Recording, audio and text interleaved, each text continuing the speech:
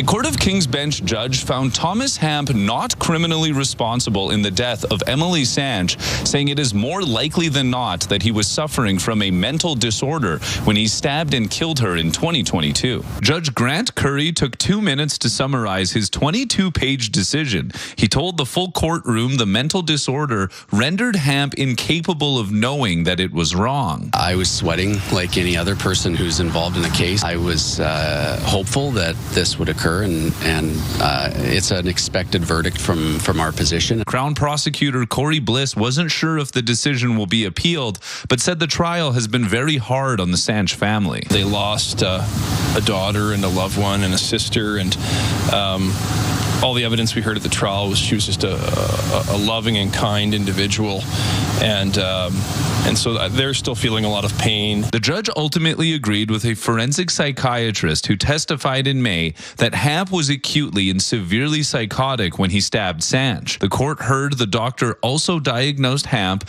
with OCD, cannabis use disorder, and had symptoms of schizophrenia spectrum disorder. Hamp testified he believed he was being followed by a secret police that were trying to frame him as a pedophile. He was fearful of medical professionals, technology, and says he stabbed Sanch to save her from a worse fate. At the center of the trial was a series of detailed notes. Sanch, who was studying for a master's in counseling, wrote these notes in the months prior to her death, documenting everything that was happening to Hamp. In many respects, quite tragically, Emily continued to advocate for Thomas, notwithstanding she was no longer here.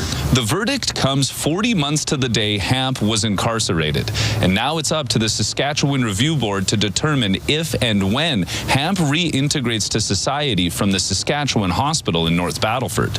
Keenan Sorakan, CTV News, Sask.